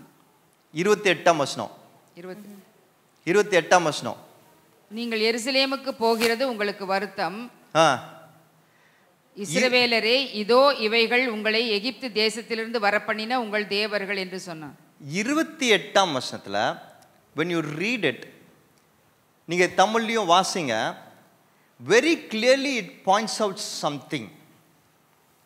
அவர் ஆலோசனை கேட்டார். he was seeking advice. மற்றவங்கிட்ட ஆலோசனை கேட்டார், அட்வைஸ் கேட்டார். அப்போ அவருக்கு ஃபர்ஸ்ட் இந்த யோசனை வந்துச்சு, அவருக்கு டவுட் வந்துச்சு, சந்தேகம் வந்துச்சு. அந்த சந்தேகத்தின் நிமித்தமாக அவர் என்ன பண்ணியிருக்கிறாரு? ஒரு விஷயத்தை யோசித்திருக்கிறாரு. அந்த 2 கன்றுக்குட்டிகளை பற்றி யோசித்திருக்காரு. யோசிச்சு அந்த காரியத்தை அவருடைய குரூப்பு கிட்ட ஆலோசனை கேட்டிருக்கிறார். So he did not come and execute it immediately. உடனே வந்து அதை உடனே செஞ்சிடல. அவர் பேசி ஆலோசனை செஞ்சு he discussed with his close group and then he did it. இப்போ இதை வாசிக்கும் பொழுது எனக்கு என்ன தெரியுதுன்னா, இந்த ராஜாவை சுற்றி ஒரு கூட்டம் இருக்குது. ராஜாக்குன்னு ஒரு செட்டை வச்சிருக்கிறாரு. அந்த செட்டுக்கிட்ட இவர் பேசுகிறவராக இருக்கிறாரு, எதையும் கேட்டு முடிவு செய்கிறவராக இருக்கிறாரு. ஆனால் இந்த செட்டும் எப்படி இருக்குன்னா, இவர் செய்கிறது எல்லாத்துக்கும் ஆமான் சாமி போடுற செட்டாக இருக்கு. இந்த ராஜாக்கு உள்ளத்தில் இப்படி ஒரு காரியம் இருக்குது. அவர் உடனே கேட்குறாருப்பா, இந்த மாதிரி எனக்கு தோணுது, இந்த மாதிரி நம்ம பண்ணால் என்ன? கரெக்டு ராஜா, நீங்கள் செய்யுங்க. ஒருவேளை எனக்கு தெரிஞ்சு இந்த செட்டு தான் சொல்லியிருக்கோம், நீங்கள் ஒன்று செய்யாதீங்க, 2 செய்யுங்க, ஒன்று அங்கே வைங்க, ஒன்று இங்கே வைங்க, அப்போ தான் இப்படி பிரிவினை வரும். Whatever it is, but the group around him was as people, ஆமான் சாமி போடுறவங்க. கம்யூனிகேஷனில் இந்த மாதிரி டிவிஷன் வருகிற கம்யூனிகேஷன் நம்ம பேசுறதுக்கு காரணம் என்ன தெரியுமா? நம்மளை சுற்றி we have people who just say yes, who accept whatever we say, rather இப்படிப்பட்ட பீப்புளை தான் நம்ம பக்கத்தில் வச்சிருக்கிறோம். ஆர் இப்படிப்பட்ட பீப்புள் கிட்ட மட்டும்தான் நம்ம பேசுகிறோம், கேட்குறோம். யாரெல்லாம் நம்மக்கிட்ட ஆமாம், எஸ், கரெக்டுன்னு சொல்லுவாங்களோ, நம்ம செய்கிறது எல்லாத்துக்கும் ஓகேன்னு சொல்லுவாங்களோ, அவங்க கிட்ட மட்டும்தான் நம்ம பேசுவோம். நல்லா யோசிச்சு பாருங்க. நீங்கள் லைஃப்பில் சில டைம்ஸ் சில முக்கியமான டிசிஷன்ஸ் எடுக்கும் பொழுது யார்கிட்ட பேசுகிறீங்க? who are you speaking to? யார்கிட்ட கேட்குறீங்க?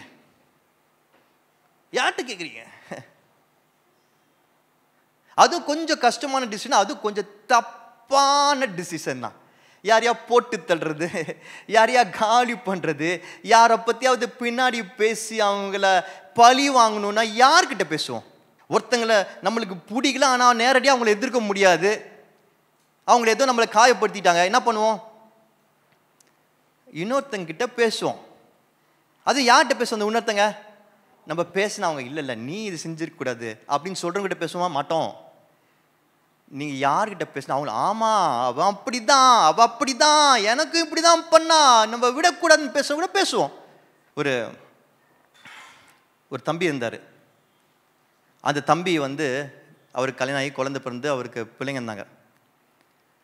அவருக்கு அந்த பிள்ளைங்களை வளர்க்குறதுல ஒரு பெரிய பிரச்சனை பார்த்துக்கோங்க. ரொம்ப போராட்டம் இருந்தது. ஸோ எப்படி வளர்க்குதுன்னு தெரிஞ்சுக்கணும்னு ஆசைப்பட்டார். அவரை இன்னொரு ஃப்ரெண்டு என்கிட்ட இன்ட்ரடியூஸ் பண்ணார். நான் சொன்னேன் இதெல்லாம் பண்ணலாம் பாடினேன். நான் சொன்னது அவருக்கு ரொம்ப கஷ்டமாக இருந்தது. நான் பாஸ்டர் நீங்கள் கஷ்டமான சொல்கிறீங்க, எனக்கே சொல்கிறீங்க, என் பிள்ளைங்களுக்கு எதாவது சொல்லுங்கள் பாஸ்டர். இல்லைப்பா நீ ஃபஸ்ட் இது செய், அப்புறம் பிள்ளைங்க ஆட்டோமேட்டிக்காக சரியாகுங்க. அதுக்கப்புறம் அவர் என்கிட்ட பேசுகிறதே இல்லை. ஆனால் ரொம்ப நாள் கழித்து நான் கேள்விப்பட்டேன், எனக்கு இன்ட்ரடியூஸ் பண்ணல, அவர் மூலமாக கேள்விப்பட்டேன். என்ன பண்ணார்? ரொம்ப மோசமாக இருக்குது நிலைமை அவங்க வீட்டில். ஏன் இல்லை, அவர் பேரண்டிங் டிப்ஸு அதை பற்றி ஒரு இன்ஸ்டாகிராமில் ஒரு சின்ன வீடியோ பார்த்தாரு, ஒரு கிளிப்பு பார்த்தாரு. அவங்க பயங்கரமாக டிப்பு சொன்னாங்க. உடனே அவருக்கு ரொம்ப பிடிச்சிச்சு, அவங்கள ஃபாலோ பண்ண ஆரம்பித்தார். அவங்க அடுத்த ஸ்டெப்பாக என்ன சொன்னாங்க, நாங்கள் ஒரு வாட்ஸ்அப் குரூப் வச்சுருக்கோம், நீங்கள் அதில் ஜாயின் பண்ணிக்கோங்க, நிறைய பேரண்ட்ஸ் இருக்காங்க, இந்த மாதிரி நாங்கள் நிறைய டிஸ்கஸ் பண்ணுறோம் அப்படின்னு சொல்லியிருந்தாங்க. ஸோ இவர் அந்த வாட்ஸ்அப் குரூப்லேயும் ஜாயின் பண்ணிட்டாரு. ஸோ பேரண்டிங் வாட்ஸ்அப் குரூப்பாக அது இருந்துச்சு. அதனால என்ன நல்லது தானே அப்படின்னா, இல்லை அந்த குரூப்பில் எல்லோரும் புலம்புவாங்க அவங்க பிள்ளைங்களை பற்றி. ஒரு பேரண்ட் அவங்க பிள்ளைய பற்றி இப்படி பண்ண அப்படி பண்ண, இந்த காலத்து பிள்ளைங்களே அப்படி தான், இந்த ஜென்ரேஷன் அப்படி தான். ஒன்று ஆமாம் இந்த காலத்து பிள்ளைங்களே அப்படி தான், இந்த ஜென்ரேஷன் அப்படி தான். அந்த குரூப்பை அவ்வளோ எனக்கு ஒரு நாள் அந்த குரூப்பை காட்டினாருன்னு வர சொன்னார். ரொம்ப புலம்பல் தான் இருந்தது. ஒருத்தர் இன்னொருத்தரை பற்றி சொல்கிறது, அவங்க ஆமாம் கரெக்டு, நீங்கள் சொல்கிற கரெக்டு, இந்த காலத்து பிள்ளைங்க அப்படி தான் சொல்கிறீங்க. இப்போ அதோட வெளிப்பாடாக அவர் பிள்ளைங்க மேலே பயங்கர ஃப்ரஸ்ட்ரேஷனை காட்டுறாரு. அது ரொம்ப மோசமான நிலைமையில போய் முடிஞ்சிருக்கு. யார் உங்களுடைய எக்கோவாக இருக்கிறாங்க? நீங்கள் எக்கோன்னா நம்ம சொல்கிறதுக்கு ஆமாம் சாமி போடுறவங்க. யார் உங்கள் எக்கோவாக இருக்கிறாங்க? யோசிச்சு பாருங்கள். லைஃப்பில் முக்கியமான விஷயங்களை நீங்கள் பேசுகிறது யார்கிட்ட? யார்கிட்ட டிஸ்கஸ் பண்ணுறீங்க? இந்த ராஜா அவர் சுற்றி ஒரு எக்கோ சேம்பர் வச்சுருந்தார். அவர் சொல்கிறதுக்கெல்லாம் ஆமான்னு சொல்கிறவங்க, எஸ் ராஜா யூர் ரைட், இன்னும் அதை எடுத்து கொடுக்குறவங்க, அந்த மாதிரி பீப்புள் வச்சுருந்தார். But what was the solution? இந்த 11ஆம் அதிகாரத்தில் 40ஆம் வசனம் மட்டும் வேகமாக வாசிங்களா. அதன் நிமித்தம் சாலமோன் எரோபயாமை கொல்ல வகை தேடினான். எரோபயாம் எழுந்து எகிப்துக்கு சீஷாக் என்னும் எகிப்தின் ராஜாவிடத்தில் ஓடிப்போய் சாலமோன் மரணமடைய மட்டும் எகிப்தில் இருந்தான். சாலமோன் மரணம் அடைய மட்டும் இந்த ராஜா எகிப்தில் இருந்தான். ஏன்? சாலமோனுக்கு தெரிஞ்சிருச்சு இவன் மேலே இப்படிப்பட்ட ஒரு தீர்க்க தரிசனம் இருக்குன்னு சொல்லிட்டு. ஒன்று சாலமன் என்ன பண்ணாரு, இன்செக்யூரிட்டியில் இவனை எப்படியாவது சாகடிச்சலாம், என் பையன் தான் ராஜா ஆவான், இவன் எப்படி ஆவான் என்று சொல்லி அவனை சாகடிக்க முயற்சி செய்கிறார். அதனால இவன் என்ன பண்ணா, தப்பிச்சு எகிப்தில் போய் தங்கியிருக்கிறான் சாலமன் சாகிற வரைக்கும். இதை கொஞ்சம் நான் டீப்பாக யோசித்து பார்த்தேன். இப்போ எகிப்தில் இருந்தவனுக்கு என்ன வந்திருக்கும்? எகிப்தோட கலாச்சாரம் வந்திருக்கும். எகிப்தோட பழக்க வழக்கங்கள் அவனுக்கு ரொம்ப ஈஸியாக வந்திருக்கும்.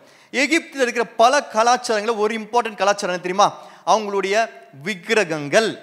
அதில் அவங்களுக்கு முக்கியமான விக்கிரகங்கள் என்ன தெரியுமா? கன்றுக்குட்டிகள். அதனால தான் இந்த இஸ்ரவேல் மக்கள் எகிப்திலிருந்து வரும்போது கன்றுக்குட்டியை செஞ்சாங்க.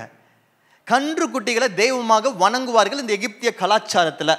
ஸோ இப்போ இந்த மனுஷன் அங்கேயே அவ்வளோ நாட்கள் இருந்தனால அந்த கலாச்சாரத்தில் ஊறி போயிட்டாரு. இப்போ இங்க வந்து ராஜாவாயிட்டாரு. ஆண்டவர் சொன்ன வார்த்தையின்படி ராஜாவாயிட்டாரு. ஆண்டவருடைய வாக்கு தத்தமும் அவர் மேல இருக்கு. ஆனா அவருக்குள்ள கலாச்சாரம் ஊறி போயிருக்கு. இன்னைக்கு என்ன பண்றாரு? இதுல இருந்து ஒரு விஷயத்தை பார்த்தேன். நமக்குள்ள இப்படி உலக கலாச்சாரங்கள் ஊறி போயிருக்கும் பொழுது, உலக கலாச்சாரங்கள் அட்ராக்டிவாக இருக்கும் பொழுது, உலகத்தின் சில தீர்வுகள் இன்ஸ்டாகிராமில் வர சில கிளிப்ஸ் ஷார்ட்ஸை பார்த்து இதுதான் தீர்வு என்று சொல்லி நம்ம முடிவு செய்யும் பொழுது அது அட்ராக்டிவாக இருக்கும். அது சம்மந்தப்பட்ட பீப்புள் கூட தான் நம்ம இருப்போம். அது சம்மந்தப்பட்ட விஷயங்களை பேசுவோம். So that group that we have as friends today will be our belief groups. நமக்கு யூஸ்வலாக ஃப்ரெண்ட்ஸாக இருக்கிறவங்க யாராக இருப்பாங்கன்னு பார்த்தீங்கன்னா, யூஸ்வலாக நம்ம அடிக்கடி பேசுகிறவங்க யாராக இருப்பாங்கன்னா, நம்ம யூஸ்வலாக நம்ம ஆலோசனை கேட்கிறவர்கள் யாராக இருப்பாங்கன்னு பார்த்தீங்கன்னா, நம்ம பிலீஃப், நம்ம எதை நம்புகிறோம், நம்ம எதை ஆசைப்படுறோம், நம்ம எது கரெக்ட்னு நினைக்கிறோமோ அதே மாதிரி நினைக்கிறவங்க கூட தான் நம்ம குரூப்பாக இருப்போம், ஃப்ரெண்ட்ஸாக இருப்போம். That's common, natural. ஸோ இவர் அப்படிப்பட்ட ஒரு குரூப் வச்சிருக்கிறாரு அந்த கலாச்சாரம். அதனால தான் இவர் பேசணும். அவங்களும் ஆமாம் கரெக்டு, அந்த கண்ணுக்குட்டி தான் கரெக்ட் அப்படிலாம் சொல்லியிருப்பாங்க ஒரு வேலை. But what I'm challenging is, உங்களை சுற்றி இருக்கிற குரூப் எப்படி இருக்கணும்னா, இவர் எப்படிப்பட்ட குரூப் வச்சிருக்குன்னா, இவருடைய ஒரு தீர்க்கதரிசி வந்து சொன்னார் தெரியுமா, அவர் தான் இவர் ஃப்ரெண்டாக இருந்திருக்கணும். அந்த சத்தியத்தை நம்புறவங்க இவர் ஃப்ரெண்ட்ஸா, இவரோட ஆலோசனை குரூப்பாக இருந்திருக்கணும். Your friendship circle is important. உங்க குரூப் யாரா இருக்கணும்னா, உங்களோட கோ டு பீப்புள் யாராக இருக்கணும்னா, நீங்க எந்த மாதிரி வாட்ஸ்அப் குரூப்ஸ்ல அதிக டைம் ஸ்பெண்ட் பண்ணணும்னா, எந்த மாதிரி இன்ஸ்டாகிராம் பேஜஸ்ல நீங்க அந்த போஸ்ட்ல நீங்க அதிக டைம் ஸ்பெண்ட் பண்ணணும்னா, எங்க நீங்க அதிகமா பேசுறவங்களா இருக்கணும்னா, people who will challenge you when you deviate against God's word. கர்த்தரோட வார்த்தைக்கு விலகி போகும் பொழுது, பாவத்தை நோக்கி போகும் பொழுது, இது வசனத்தின் அடிப்படை இல்லை என்று உங்ககிட்ட சொல்றவங்களா இருக்கணும். இன்னைக்கு நிறைய பேர் நிறைய சர்ச் எதுக்கு அவங்க விருப்பப்படுறாங்கன்னா, எங்க அவங்களுக்கு மெதுவா தடவி கொடுத்து, டோன்ட் வரி, ஆண்டவர் சரி பண்ண போறாரு, ஆண்டவர் இன்றைக்கு செஞ்சார், இப்பவே செஞ்சார் என்று சொல்ற இடங்கள் பிடிக்கும் மக்களுக்கு. ஆனால் எங்க இல்லை, இது தப்பு, இதான் வசனம் சொல்லி, இதன்படி நடக்கணும், இதன்படி உங்க குடும்பத்தை வாழ்க்கையை மாற்றுங்க, இதன்படி செய்க என்று சொல்ற வார்த்தைகள் பிடிக்காது மக்களுக்கு. But create a group, create a set of people who will challenge you. அதுக்குன்னு வெறும் சேலஞ்ச் பண்ணிட்டே இருக்கிறவங்கள வச்சுக்காதீங்க. அவங்க எண்ணம் சரியில்லை. யூ வில் நோ, உங்களுக்கு தெரியும், அவங்களுக்கு தெரியுதோ உங்களுக்கு தெரியும். என்ன தெரியும் தெரியுமா? உங்களை சேலஞ்ச் பண்ணுறாங்கன்னா உங்களுக்கே தெரியும் நீங்கள் வசனத்தின் அடிப்படையில் செய்யலைன்னு. ஆனால் தான் உங்களை சேலஞ்ச் பண்ணுறாங்க. உங்களை என்கரேஜ் பண்ணுறாங்க, உங்களுக்கே தெரியும் நீங்கள் வசனத்தின் அடிப்படையில் செய்கிறாங்க, ஆனால் தான் உங்களை என்கரேஜ் பண்ணுறாங்க. Have a close group like that. அப்படி ஒரு குரூப் வச்சுக்கோங்க. அங்கே பேசுங்க, அங்கே டிஸ்கஸ் பண்ணுங்க. அப்போது அந்த இடத்துல ஒரு சரியான ஆலோசனைகள் வரும். அப்படிப்பட்ட ஆலோசனைகளின் நிமித்தம் நீங்கள் பேசுகிற வார்த்தைகள், உங்கள் கம்யூனிகேஷன் சேனல்லேருந்து வெளியே வர வார்த்தைகள் டிவிஷனை உண்டு பண்ணாது, பிளெஸ்ஸிங்கை உண்டு பண்ணும், ப்ராக்ரஸை உண்டு பண்ணும், ஃப்ரூட்ஃபுல்லாக இருக்கும், மல்டிப்ளை செய்யும். புரியுதா? இது உங்கள் குடும்பமாக இருக்கட்டும், உங்கள் பிள்ளைகளாகட்டும், உங்கள் வேலையாக இருக்கட்டும், உங்கள் ஊழியமாகட்டும். கடைசியாக நோ கனெக்ஷன். என்னது நோ கனெக்ஷன்? இந்த 28ஆம் வசனத்திலே நம்ம பார்க்கிறோம். என்ன பார்க்கிறோம்? ராஜா என்னது, ராஜா என்ன சொல்றாரு இவங்கிட்ட? ராஜா என்ன சொல்றாரு? நீங்கள் எருசலேமுக்கு போகிறது உங்களுக்கு வருத்தம், உங்களுக்கு வருத்தம், கஷ்டம். It's difficult for you to go all the way there. நீங்கள் ரொம்ப தூரம் போகணும், ரொம்ப தூரம் நடந்து போகணும், உங்களுக்கு கஷ்டம் இல்லையா? ஆனால் தான் உங்கள் வீட்டு பக்கத்துலேயே நான் ஒரு சிலையை வைக்கிறேன், இதை மக்கள் கேட்கும்போது அவங்களுக்கு எப்படி இருந்திருக்கும்? எவ்வளோ நல்ல ராஜா, எங்கள் கஷ்டத்தை புரிஞ்சுக்கிட்டு எவ்வளோ நமக்காக உதவி செய்கிறாரு பாருங்க, எவ்வளோ நல்ல மனுஷன் அப்படிதான் தோணும் அவங்க மக்களுக்கு. ஆனால் அதுவா அவருடைய எண்ணம்? அந்த மக்களுக்கு தெரியாதுங்க. ஏன்னா மக்கள் அவர் பேசுறது தான் கேட்டாங்க. ஆனால் நமக்கு தெரியுமா தெரியாதா? பைபிளில் வாசிக்கிறோம் இல்லையா, பரிசுத்த ஆவியானவர் அவருடைய இன்ஸ்பிரேஷனால எழுதப்பட்ட பைபிள் என்கிற இந்த புஸ்தகம் அவருடைய இறுதியத்தை நம்ம காட்டிடுச்சு. அதனால நமக்கு தெரியும். ஆனால் அவங்களுக்கு தெரியாது. அவருடைய எண்ணம் வேற, ஆனால் பேசுகிறது வேறன்னு. நல்லா கவனிச்சுக்கோங்க. பல சமயத்தில் நம்மளோட கம்யூனிகேஷன் ஃபெயிலியருக்கு காரணம் என்ன தெரியுமா? நம்ம இங்கே யோசிக்கிறது ஒன்று, ஆனால் பேசுறது ஒன்று. நீங்கள் யோசித்து பாருங்க, உங்களுக்கு தெரியும். கொஞ்சம் நிதானிச்சு யோசிச்சு பாருங்க, உங்களுக்கு தெரியும்.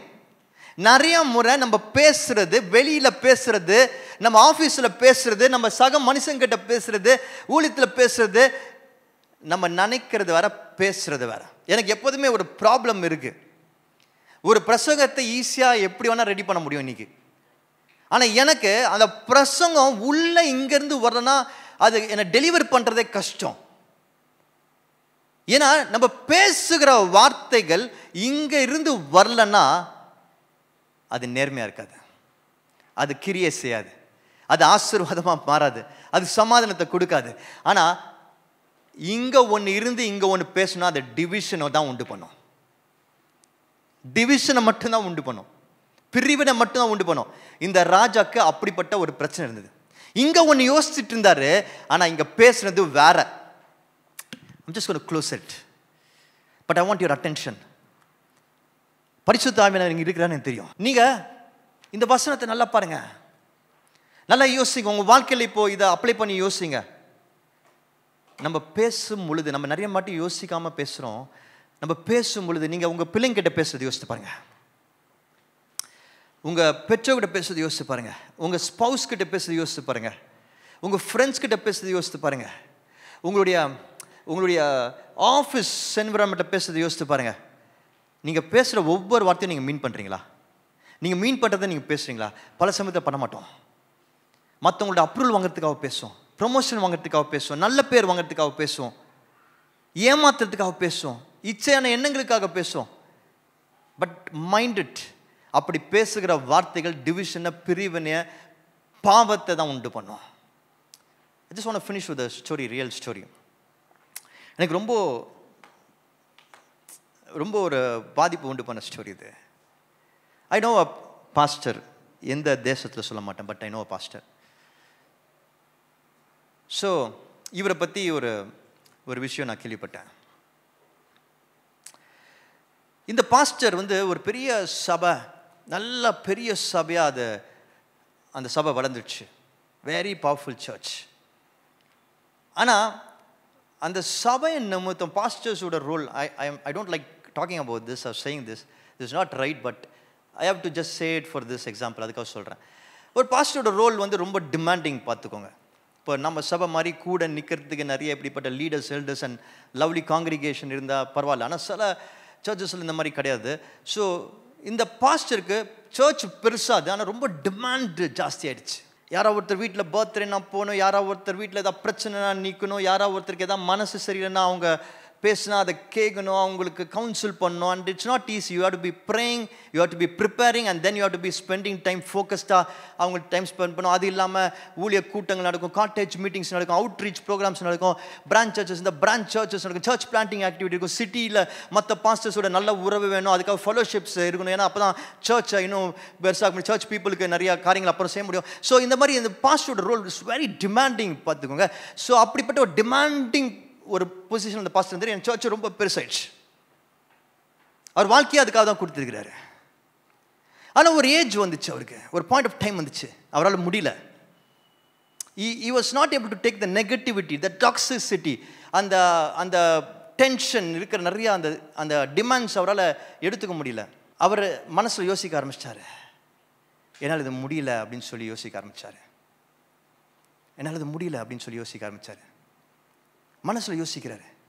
ஆனால் அப்போ தான் அவங்க சர்ச்சில் ஒரு பில்டிங் ப்ராஜெக்ட் வருது. அவங்க சர்ச்சை இடிச்சுட்டு பெருசாக கட்ட போகிறாங்க இப்போது. ஸோ அந்த பில்டிங் ப்ராஜெக்ட்டுக்கு, ஏன்னா சர்ச் பெருசாகிடு, கூட்டம் நிறைய இருக்குது, ஒரு ஏற்கனவே ஒரு 4 சர்வீஸ் நடத்துகிறாங்க, இன்னும் பீப்புள் அகாமடேட் பண்ணுன்னா பெருசாக கட்டணும். ஸோ அதனால் பில்டிங் ப்ராஜெக்ட்டுக்கு ஃபண்ட் ரைஸ் பண்ண ஆரம்பிச்சிருக்காங்க அப்போ தான். ஸோ இப்போது அவரால் சொல்ல முடியல, என்னால் முடியல அப்படின்னு சொல்லிட்டு, I need a break, I need a rest, I want to return அவரால் சொல்ல முடியல. ஸோ அப்படியே நிற்கிறாரு. ஒவ்வொரு முறையும் சர்ச்சில் பிரசங்கம் பண்ணும் போதும் சரி, அவரோட மக்கள்கிட்ட பேசும் பொழுதும் சரி, அவர் இப்படியா பேசுகிறாரு. எனக்கு உங்கள் மேலே அன்பு இருக்குது, பாசம் இருக்குது, கர்த்தர் உங்களை ஆசீர்வதிப்பார், I'm your shepherd, I'm your brother, I'm your family என்று சொல்லி பேசிகிட்டே இருக்கிறார். நீங்கள் எப்போனாலும் என்னை சந்திக்கலாம், எப்போனாலும் எனக்கு ஃபோன் பண்ணலாம், யார் கூப்பிட்டாலும் நான் வந்து நிற்பேன். ஏன்னா it's a building project time. பார்த்துக்கோங்க, பில்டிங் ப்ராஜெக்ட் டைமு. மக்கள் எல்லாம் அப்போ ஒழுங்காக ஒன்றிணைஞ்சு இருந்தால் தான் அவங்க வந்து கான்ட்ரிபியூட் பண்ணுவாங்க, ஆஃபர் பண்ணுவாங்க, அப்போ அந்த பில்டிங் கட்டி முடிக்க முடியும். ஸோ அந்த ப்ரெஷர் இருக்குது. ஸோ அது சொல்லிகிட்டே இருக்கிறாரு. பட் ஒரு பாயிண்ட் ஆஃப் டைமில் ஒரு பிரேக் டவுன் வந்துடுச்சு அவருக்கு. ஒரு டிப்ரெஷனுக்குள்ளே போயிட்டார். பயங்கர மென்டல் ப்ராப்ளம் அவருக்கு வந்துடுச்சு. And finally it took away his life. அவர் வாழ்க்கையை அவரே எடுத்துட்டார். அவர் ஏன் அந்த வாழ்க்கையை எடுத்தார் என்று சொல்லி அவர் தெரிஞ்ச இன்னொருத்தர் என்கிட்ட சொல்லும்போது சொன்னார். நான் அவர்கிட்ட பேசும்போது சொன்னேன், ஏன் அப்படி பண்ணணும், அவர் பில்டிங் ப்ராஜெக்டாக தான் நிற்கிறாரு, அவர் முடிச்சுட்டு அவர் போயிருக்கலாமே அப்படின்னு சொல்லி அவங்ககிட்ட கேட்கும்போது அவர் சொன்னார், அந்த முன்னாடி பர்சன் சொன்னார், இல்லை அது கிடையாது, அவர் சர்ச்சில் டிவிஷன் வந்துடுச்சு, நிறையா குரூப்ஸாக பிரிஞ்சுட்டாங்க. ஏன் அப்படின்னு கேட்டேன். அவங்க சர்ச்சில் ஒரு குரூப்பு இப்போ பேச ஆரம்பிச்சிட்டாங்க பின்னாடி. இப்போல்லாம் பாஸ்டர் பிரசங்கம் பண்ணுறது எங்கள் மனசில் நிற்க மாட்டேங்குது, அவர் ரொம்ப ஆர்டிஃபிஷியலாக பிரசங்கம் பண்ணுற மாதிரி இருக்குது, அவர் சும்மா வாய் வார்த்தைகளில் பேசுகிற மாதிரி இருக்குது, எங்கள் சூழ்நிலைகள் இது ஆனால் வேற ஒன்று பேசுகிறாரு, அவர் நடந்துக்கிறது ஒரு விதம் ஆனால் வேற ஒன்று பேசுகிறாரு அப்படின்னு சொல்லி ஒரு குரூப்பு தனியாகிட்டாங்க. ஸோ சர்ச்சுக்குள்ளே பிரிவினை வந்துடுச்சு. அந்த ஒரு குரூப்பு வெளியே போயிட்டாங்க. இப்போ அவருக்கு அது ரொம்ப பாதிப்பு உண்டு பண்ணிடுச்சு.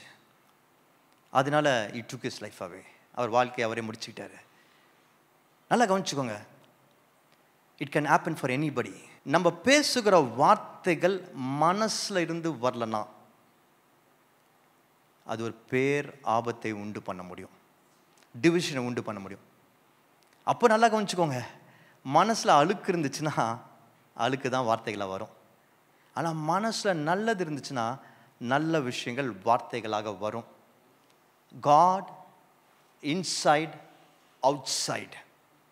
இந்த ராஜாவை குறித்து ஒரே ஒரு காரியத்தை நம்ம தெரிஞ்சுக்கணும். அந்த 11:28 அவனை பற்றி சொல்லும் பொழுது, சாலமனுக்கு இவன் வெறும் வேலையாளாக இருந்தான், வெறும் சர்வெண்ட்டாக இருந்தான்.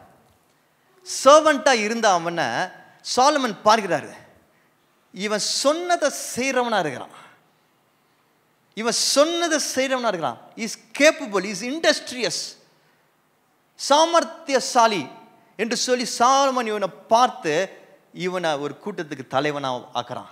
He had a reputation. This king had a reputation. அவனுக்குன்னு ஒரு பேர் இருந்தது, சொல்றதை செய்கிறவன் என்கிற பேர் இருந்தது, அவனுக்குன்னு ஒரு பேர் இருந்தது, நல்ல பேர் இருந்தது, அவன் மேல மதிப்பு இருந்தது. அப்படிப்பட்ட ஒரு மனுஷனா தான் இவர் இருந்திருக்கிறான். அப்படிப்பட்ட மனுஷனா இருந்தனால தான் இன்னைக்கு அவன் ராஜாவாக இருக்கிறான்.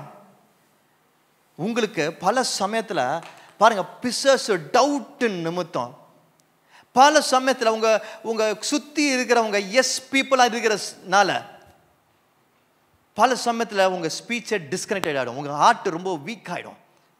ஹார்ட் ரொம்ப வீக் ஆகிட்டு அழுக்கு வந்துடும், பாலிட்டிக்ஸ் வந்துடும். அப்போது நீங்கள் மனசில் நினைக்கிறது ஒன்று, பேசுகிறது ஒன்றா இருக்கும்.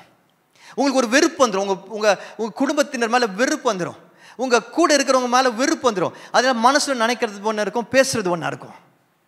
But in those times when you see a disconnection, உங்கள் இருதயத்துக்கும் நீங்கள் பேசுகிறதுக்கும் ஒரு மாறுபாடு நீங்கள் கண்டீர்கள் என்றால் இமீடியட்டாக நீங்கள் என்ன செய்யணும், கர்த்தர் இது வரைக்கும் என்னை எப்படி நடத்திருக்கிறார், எனக்கு என்னெல்லாம் கிஃப்ட்ஸ் கொடுத்துருக்காரு, என்னை எப்படிப்பட்ட ஒரு மனுஷனாக வச்சிருக்காரு, என்ன தாளந்துகளை கொடுத்துருக்காரு, என் மூலமாக என்ன செய்யணும்னு ஆசைப்படுறாரு என்பதை யோசிக்க ஆரம்பிங்க.